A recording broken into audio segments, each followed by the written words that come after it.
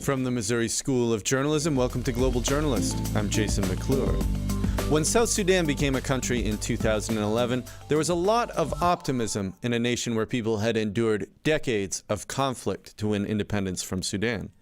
But within 3 years, the country had descended into its own civil war, a war that continues to this day. Today, more than a third of South Sudan's population has been forced from their homes. More than half the population is expected to need humanitarian aid this year, as fighting has kept farmers from harvesting their crops. Children are used as soldiers, and mass rape as a weapon of war. Elections have been scheduled for next month, though few think they will take place. Many of you may remember that the United States played a major role in helping South Sudan gain independence. It long showered aid and weapons on the Sudan People's Liberation Army, which became South Sudan's ruling party under President Salva Kiir.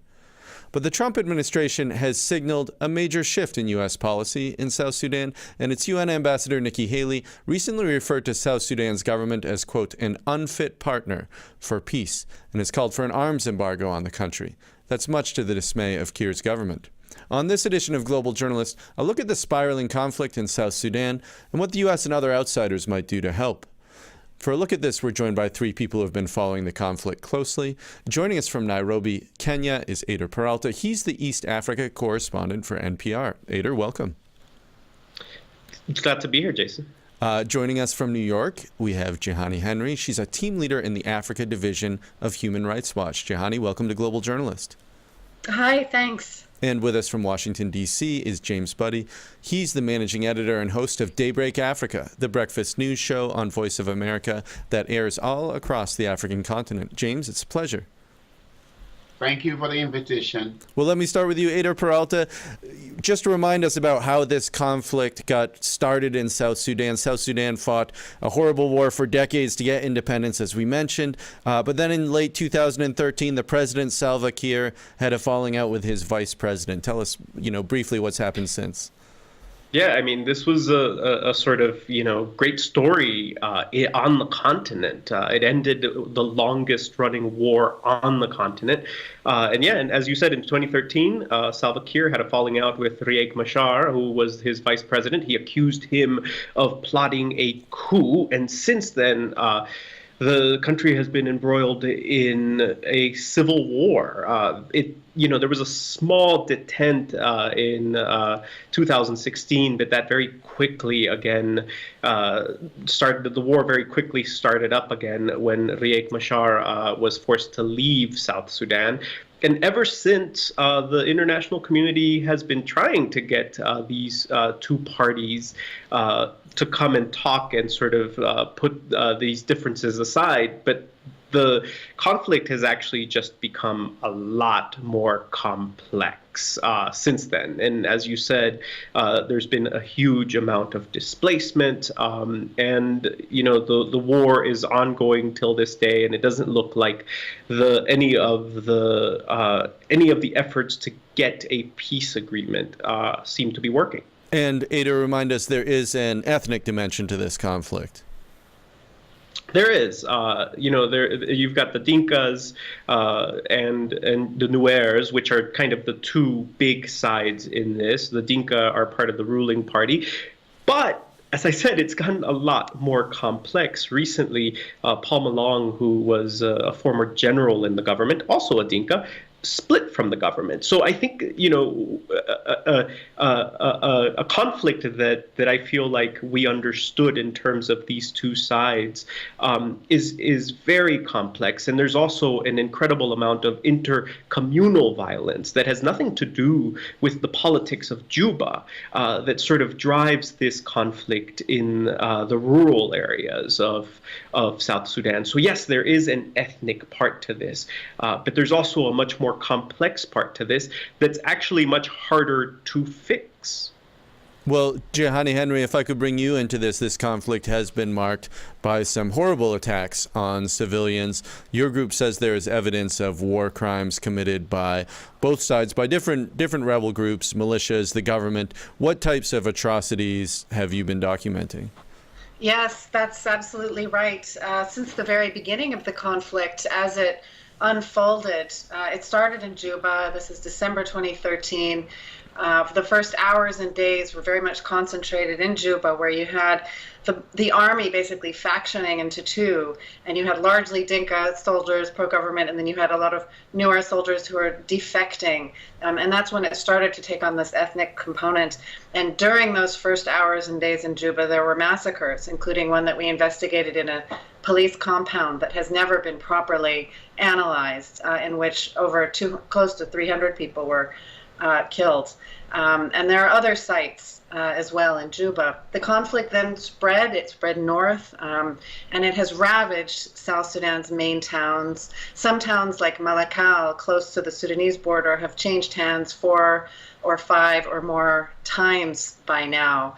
Almost all the people are now living in protection of civilian sites on UN compounds or in IDP camps, or have fled the country and become refugees. So in terms of the violations, I mean, you have more than just war crimes, which are crimes committed in the context of a conflict and governed by international humanitarian law, but you also have crimes against humanity most likely committed in South Sudan, which is another category and involves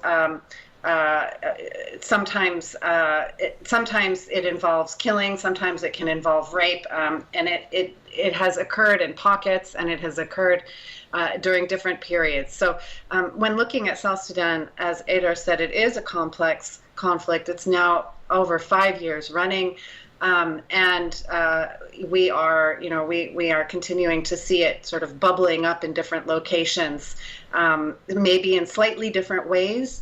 So as certain things change, the crimes also change. So, for example, we've seen quite a lot of disappearances and targeted killings in areas where the government is cracking down on opposition and taking out and attacking a lot of the civilians, often based on their ethnicity, who are associated with the rebels. But then in other stages of the conflict, we've had open fighting between two fighting forces, and so the dynamics can be a little different depending on what's going on. So I could go on and on about this, but yes, I mean the list of crimes is. Well, I'll come back to this because I think there are a few additional points that we want to raise. But let me turn this to James Buddy then, because President Kiir had said that South Sudan would hold elections next month. That's just, about 30 days from now. This is in the midst of a civil war. Tell us why he's trying to do this and what the likelihood is that there can be sort of a successful, credible election. Well, I think President Salva Kiir is mentioned having this election, particularly I think it was the Minister of Information, Michael McQueen, who suggested or threatened the opposition that the government will consider having election because the government feels that the rebels led by Riek Machar have not been very sincere and genuine during the negotiation process. So they have threatened to have this election. But everyone you talk to in South Sudan know very well. They say to you that having election, they don't see how that is going to be possible for a number of reasons. First of all, some of the parties the opposition groups say that will be an illegal election. It will be in violation of the current peace process that is being mediated by the Intergovernmental Development Authority, the Eyder, that would be in violation. This is the grouping of East African nations that includes Uganda, Kenya, Ethiopia, Sudan. Exactly. Then also, what do you do about the 2 million or so more South Sudan citizens who are in refugee camps or internally displaced? What do you do about them? You need to have those people back into the country in order to have a credible election. Then also, does the government have the funds? So who benefits to have this election? It will mean that perpetuating the current leadership in power. So hopefully maybe the revitalization process that is underway, as you know, that Eyder has given the two leaders, Riek Machar and President Salva Kiir, until June 30th to meet, that they should meet by June 30th. So maybe they will come up with some kind of formula that will make it possible. But if you talk to South Sudanese, because we do talk to them almost every day, they don't see any election being held by July or even this year. This is Global Journalist. On today's program, we're talking about the political standoff in South Sudan, a country that has been mired in civil war for most of its brief history. We're joined by Eyder Peralta, the East Africa correspondent for NPR, Jehani Henry of the Africa Division of Human Rights Watch, and James Buddy, the host of Daybreak Africa on the Voice of America. Well, Eyder Peralta, as James had been mentioning, there have been these on-again, off-again peace talks between President Kiir's government and Mashar's opposition that has been mediated by IGAD, by the group of East African nations. Is there any reason for optimism, given this June 30th deadline, that there can be some sort of form of ceasefire, if not a more durable peace? Yeah, I mean, we can sort of get into like the nuts and bolts of this agreement, right, which is really complex. I mean, they're talking about a power sharing formula. But just to give you an idea of... But correct me if I'm wrong, this is something that had been tried before. Machar had been Kiir's vice president. Right. I mean, there was an agreement in 2016 that was supposed to sort of create a power sharing agreement, but it fell apart months into it. But what gives you an idea of how tough this is right now is IGAD, which is the East African states, have said, okay, let's bring in the opposition here. But there's one huge problem, that Riek Machar, the former first vice president of South Sudan, has not even been invited into the talks, right? So you're at this very basic level in these talks where they're trying to decide, how do we get this guy who is in exile in South Africa into these talks? So, you can talk all you want about what this transitional government would look like, but there's very basic things that have not yet been agreed to, and not only that, but the conflict since the 2016 peace agreement has just gotten more complex. The number of opposition forces, shall we say, opposition rebels, has just grown immensely. So you have to take that into account. You first have to sort of fix these basic things, and then you have to bring in all these other groups. So there doesn't seem to be much hope on the horizon. I think the only hope I'm hearing is that it seems that the international community has stepped up some of the pressure. The United States says that it is reviewing all of its funding, and the UN is now considering sanctions against certain South Sudanese leaders, and I've heard from analysts who believe that maybe this could move these talks forward, that the pressure from the international community could move these talks forward. Another thing is here in Kenya. Kenya, it's the big player in the region, and they have had their own political problems here, but they are now all of a sudden focused again on the region, and they have sent representatives, high-level representatives, to these talks in an effort to get them going. Well, Jehani Henry, let me ask you about some of the other international players in this conflict then. As Eyder mentioned, these other East African countries have been trying to mediate this conflict. Kenya, Uganda, Ethiopia, these are countries that have also taken in hundreds of thousands of refugees. What are their stakes in this conflict? Don't they have their own sort of interests at heart as well? Certainly, yes, they do. I think among the neighboring states, we also can't leave out Sudan. Sudan probably has a very large number of Southerners or South Sudanese, but historically it always had as well. So before South Sudan became independent, many Southerners during that long-running Sudanese civil war lived in the north. Sudan feels it has a special role in this conflict and wants to show the world that it can resolve the conflict, not in small part because it is now trying to make good with the United States and had its own economic sanctions lifted recently. And so don't forget about Sudan as a key player. As others mentioned, of course, Kenya, Uganda, and Ethiopia are also neighboring countries and have their own interests. There's always been shifting alliances. One day you'll say, oh, well, Kenya favors the opposition and Uganda favors the government. And then the next year or 2 or 3 years down the line, you might hear the opposite. So I'd say that this is part of the landscape in this region. But what it does mean is that in terms of imposing sanctions on individual commanders, and we've recommended many, and as was mentioned, the UN has threatened new ones to be imposed within the next 30 days if the parties don't get their act together and the abuses don't stop.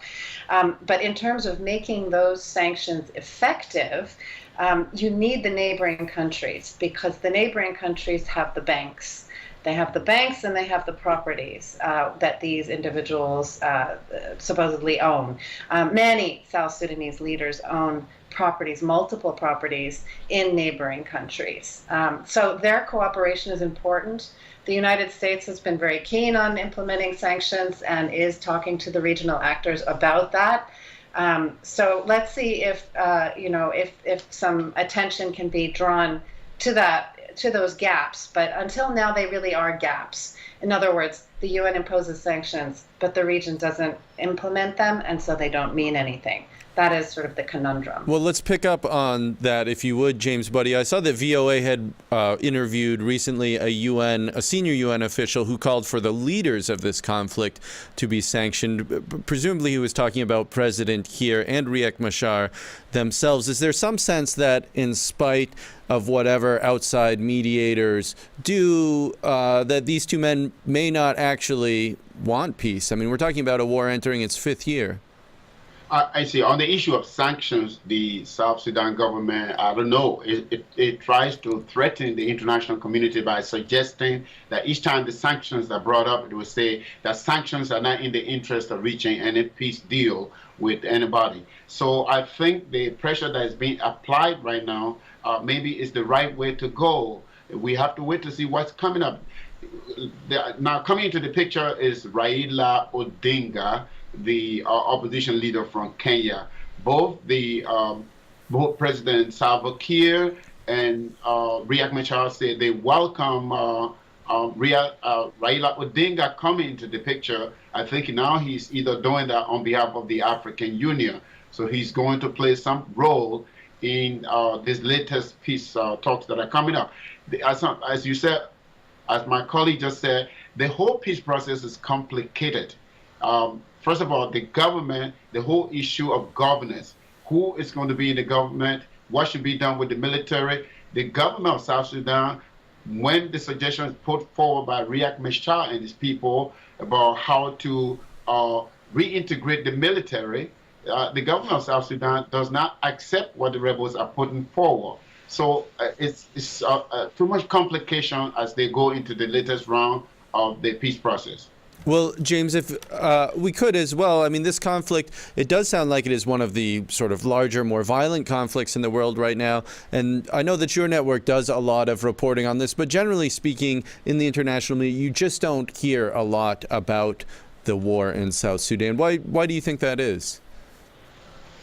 Well, I think we do our best, and we do have a South Sudan, as a program specifically that goes to South Sudan. And I do read that they cover it. Some international news organs cover what's going on in South Sudan. Of course, you may be right that when people do not see too much fighting or see the images of refugees, maybe they think that nothing is happening. But there's a whole lot happening in South Sudan every day. A reminder that you're tuned into Global Journalist. I'm Jason McClure. On today's program, we're talking about the civil war in South Sudan, already one of the poorest countries on earth, and a place where more than a third of the population has been forced from their homes by fighting. We're joined by Eyder Peralta, the East Africa correspondent for NPR News, Jehani Henry of the Africa Division of Human Rights Watch, and James Buddy, the managing editor and host of Daybreak Africa on the Voice of America. If you're interested in more Global Journalists, check us out online at globaljournalist.org. There you can find our archives and additional coverage of underreported international news and human rights issues. You can also like us on Facebook, where we live stream, follow us on Twitter, subscribe to the podcast on iTunes, or see our videocast on YouTube. Eyder Peralta, if I could just pick up on this point about sort of telling the story of what's happening in South Sudan. I understand that you were there last year and were arrested and detained for several days by the South Sudanese authorities. Tell us what happened to you. So, I mean, I think it speaks to part of the issue with South Sudan, part of the issue of telling the story in South Sudan, is that there is a pretty significant press corps here in Nairobi, international press corps here in Nairobi. And, you know, I would venture to say that most of us have been banned from the country. South Sudan, during the war with Sudan, the rebels were very welcoming of the press. Once they took power and things went south for them, they started pushing journalists out. And so it's very hard to get accreditation to report in the country. I ended up going in on a business visa to ask for accreditation. And when I was asking for accreditation, the National Security Service arrested me and threw me into Blue House, which is the national security prison. I should note that some very brave journalists who have gone in with the rebels through the Uganda side, one very young American journalist was shot in the head. So the covering this conflict is very difficult, specifically because there's very little access to it. I mean, when you think about it, we don't know how many people have died during this conflict because no one is keeping a good count of it. Jehani could probably speak a little more about this. But that's one of the problems of covering South Sudan, that the government doesn't want you to cover it. But also there's huge limitations in this country. There's not a good road network where you can sort of get to places very easily. So you have to jump on small planes, and so you need the permission of the government to move around freely as you would like.